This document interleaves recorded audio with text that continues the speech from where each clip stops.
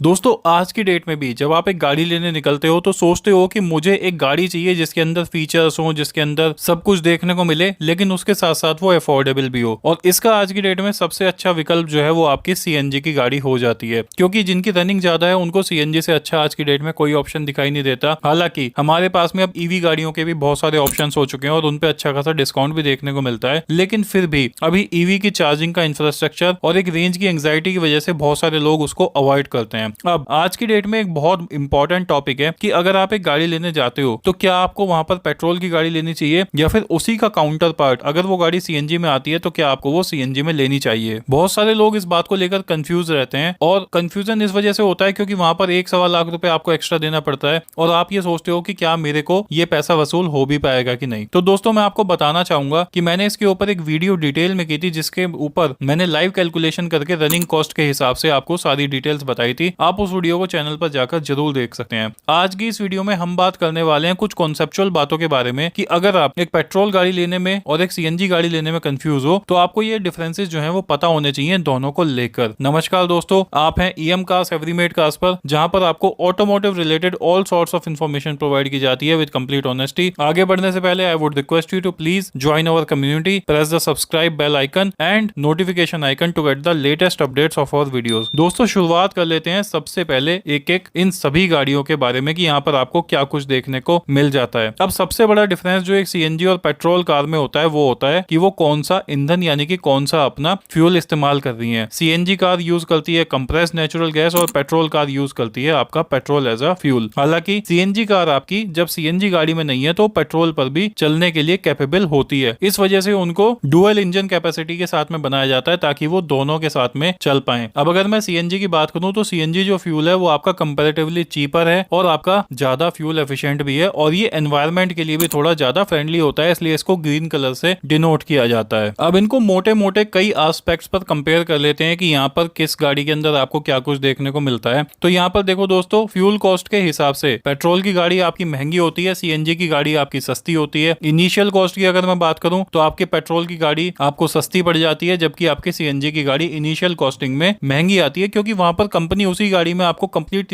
CNG setup भी लगाकर दे रही है जिसकी कॉस्ट आपकी एडिशनल हो जाती है। और कंपनी से ही अगर हम गाड़ी को लेते हैं और सीएनजी लगवाते हैं तो वहां पर 1 से लगे 1,10,000 1.25 लाख रुपए तक का आपको डिफरेंस देखने को मिल जाता है। अगर कुछ अच्छे डील्स और डिस्काउंट चले तो 80-90 हजार रुपए में आपका सेम गाड़ी सीएनजी में आ जाती है। उसके बाद में रनिंग कॉस्ट की बात करें तो यहाँ पर पेट्रोल की ज्यादा होती है और आपकी सीएनजी गाड़ियों की कम होती है। जस्ट हाफ का डिफरेंस आपका आ जाता है। 3-3.5 रुपए आपकी सीएनजी में पड़ती है और 6-6.5-7 रुपए आपकी पेट्रोल में पड़ती है। अगर आपकी गाड़ी एक नॉर्मल कैटेगरी की गाड़ी है यानी कि 10-12 लाख रुपए तक की गाड़ी है, अगर हैवी एसयूवी है तो वहां पर आपका माइलेज जो है वो ड्रॉप हो जाता है पेट्रोल में। उसके बाद में परफॉर्मेंस की बात करें तो यहाँ पर सीएनजी की गाड़ी की परफॉर्मेंस जो है आपकी कम रहती है जबकि पेट्रोल की गाड़ी आपका ज्यादा अच्छा परफॉर्म करती है, यानी कि सीएनजी की गाड़ी में आपकी पावर पिकअप वगैरह रिड्यूस हो जाता है। मेंटेनेंस की बात करें तो पेट्रोल की गाड़ी इजी टू मेंटेन है, यहाँ पर आपको मेंटेनेंस कम करनी पड़ती है, जबकि सीएनजी की गाड़ी की मेंटेनेंस आपकी थोड़ी ज्यादा होती है क्योंकि वहां पर पीरियोडिक टेस्टिंग होती है, स्पार्क प्लग और इंजन रनिंग जो है उसमें ज्यादा होती है, तो वहां पर मेंटेनेंस का खर्चा थोड़ा सा ज्यादा हो जाता है। अगर मैं रेंज की बात करूं तो रेंज आपकी पेट्रोल की गाड़ियों की कम होती है क्योंकि आपका माइलेज कम होता है और सीएनजी की गाड़ियों की ज्यादा होती है क्योंकि एक तो पहले आपकी गाड़ी में सीएनजी है, सीएनजी के बाद में अगर पेट्रोल टैंक में पेट्रोल भी है तो गाड़ी डेफिनेटली आपका लंबा चलेगी। माइलेज की अगर मैं बात करूं तो माइलेज के मामले में पेट्रोल की गाड़ियां जो है वो कम रहती है जबकि सीएनजी की गाड़ियां काफी अच्छा आपको माइलेज देती है। उसके बाद में अगर एक मोटा मोटा कंपेरिजन करें हम तो सीएनजी गाड़ियां आपकी 25% ज्यादा चल सकती हैं एज कम्पेयर टू पेट्रोल गाड़ियां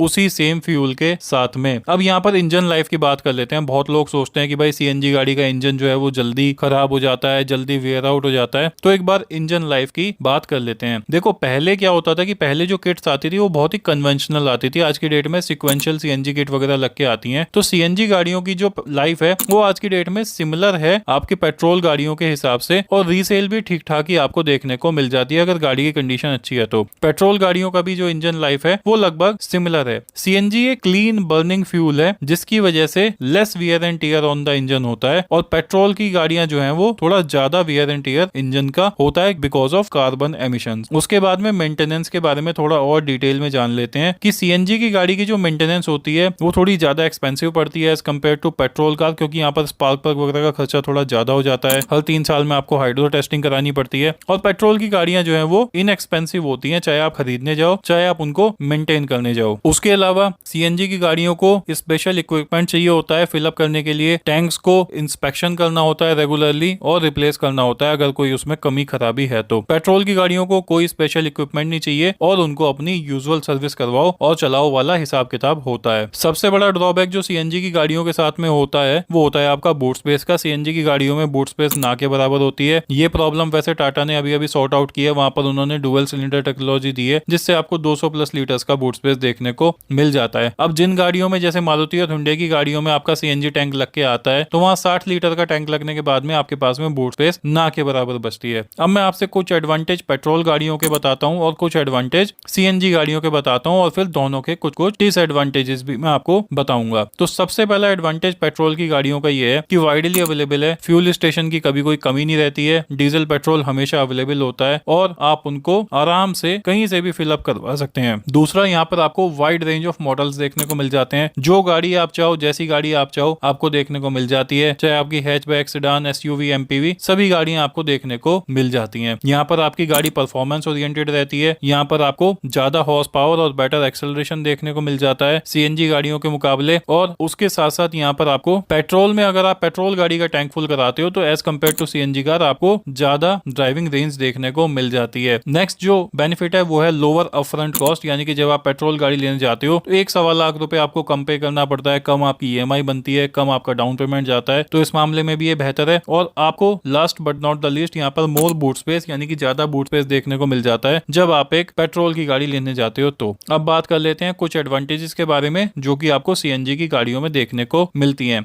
लोअर एमिशंस, यहाँ पर आपको कम एमिशंस देखने को मिलते हैं, बहुत कम पोल्यूटेंट जो हैं वो आपके एनवायरनमेंट में जाते हैं, जिस वजह से आपकी ये गाड़ी काफी ज्यादा इको फ्रेंडली और एनवायरमेंटल फ्रेंडली ऑप्शन के साथ में आती है। यहाँ पर आपको बेहतरीन फ्यूल इकोनॉमी देखने को मिल जाती है, यानी कि सीएनजी एक तो पेट्रोल से सस्ती भी है, उसके अलावा यहाँ पर माइलेज भी सीएनजी गाड़ी का पेट्रोल से ज्यादा होता है, जिस वजह से यहाँ पर आपका पैसा वसूल हो जाता है। लॉन्गर इंजन लाइफ, सीएनजी की गाड़ियों का लॉन्गर लाइफ स्पैन बताया गया है क्योंकि ये यहाँ पर क्लीनर बर्निंग फ्यूल के साथ में चलती हैं, वहां पर कार्बन एमिशन ज्यादा होते हैं। लोअर सीएनजी कॉस्ट, सीएनजी की जो कॉस्ट है वो पेट्रोल से कम है और यहाँ पर ओवरऑल कॉस्ट इस वजह से आपकी कम हो जाती है। अब इसके साथ साथ मैं आपको दोनों के कुछ कुछ डिसएडवांटेजेस बता देता हूँ। पेट्रोल की गाड़ी का डिसएडवांटेज है हायर एमिशंस। पेट्रोल की गाड़ी आपके ज्यादा पोल्यूटेंट्स को एमिट आउट करती है, ग्रीन हाउस गैसेस को एमिट आउट करती है सीएनजी गाड़ियों के मुकाबले, और जिस वजह से पोल्यूशन ज्यादा कॉज होता है। लोअर फ्यूल एफिशिएंसी, किसी किसी गाड़ी में बहुत कम माइलेज देखने को मिलता है, जिस वजह से आपकी गाड़ी की रनिंग कॉस्ट जो है वो बहुत ज्यादा हो जाती है और कहीं ना कहीं वो आपकी जेब पर असर करती है। हायर फ्यूल कॉस्ट, पेट्रोल के हमने देखा है पिछले कुछ टाइम से प्राइसेस बहुत ज्यादा बढ़ चुके हैं और जिस वजह से कई बार पेट्रोल कार ओनर्स को बहुत दिक्कत होती है और बहुत ज्यादा डिप्रेशन भी होता है कि इतने ज्यादा पैसे लगते हैं उनको गाड़ी को चलाने में कि वो परेशान हो जाते हैं। अब मैं आपसे कुछ डिसएडवांटेजेस सीएनजी गाड़ियों के बता देता हूँ। आपकी यहाँ पर हायर अपफ्रंट कॉस्ट रखती है, 1-1.25 लाख रुपए आपको ज्यादा देना पड़ेगा, ईएमआई भी ज्यादा बनेगी and vice versa. Boot space आपको नहीं देखने को मिलती है, आपको यहाँ पर ना के बराबर बूट स्पेस देखने को मिलती है, तो लंबी ट्रिप्स वगैरह पे अगर आप इस गाड़ी को लेकर जा रहे हो तो वहां पर आपको दिक्कत होती है। अवेलेबिलिटी ऑफ सीएनजी, कई बार आप ऐसी जगहों पे जाते हो जहां पर आपकी सीएनजी गाड़ी होने का कोई फायदा आपको मिलता नहीं है क्योंकि वहां पर रिफ्यूलिंग स्टेशन ही नहीं होता, तो इस वजह से आप उसको रिफ्यूल नहीं करवा पाते और आपको पेट्रोल में ही गाड़ी को चलाना पड़ता है। लोअर पावर, ये गाड़ी की ताकत को कम कर देता है, हॉर्स पावर, बीएचपी और आपका टॉर्क जो है वो कम हो जाता है, जिस वजह से आपको यहाँ पर कम पावर के साथ में गाड़ी को चलाना पड़ता है। अब मैं आपसे बता देता हूँ कुछ टॉप पेट्रोल गाड़ियां जो कि आपको देखने को मिलती हैं जो अच्छा माइलेज देती हैं। टाटा की Tiago, i20, Creta, Baleno, Alto, Swift, Honda City, XUV 700, Brezza, Grand i ten, Nios, ये सभी गाड़ियां आपको बेहतरीन परफॉर्मेंस और माइलेज के साथ में अपने अपने सेगमेंट में जबरदस्त देखने को मिलती हैं। अब सबसे ज्यादा बिकने वाली सीएनजी गाड़ियों के बारे में बता देता हूँ। Alto, Brezza, Urban Cruiser, Hyryder, Grand Vitara, Tiago, WagonR, Aura, Tigor, Ertiga और डिजायर, ये आपको गाड़ियां कुछ सीएनजी स्पेस में देखने को मिलती हैं। दोनों में कुछ गाड़ियां कॉमन है क्योंकि वो आपकी पेट्रोल और सीएनजी दोनों में ऑफर होती हैं। आई होप ये आपको वीडियो देखकर कहीं ना कहीं क्लैरिटी मिली होगी, दोनों के बीच का डिफरेंस समझ आया होगा और कौन सी लेनी है उसके लिए वो वीडियो जाकर जरूर देखना जिसमें मैंने कैलकुलेट करके आपको बताया है। Thank you so much for watching it. Please subscribe this channel and press the bell notification icon. Bye bye, take care of yourself and remember always drive safe. Bye bye दोस्तों।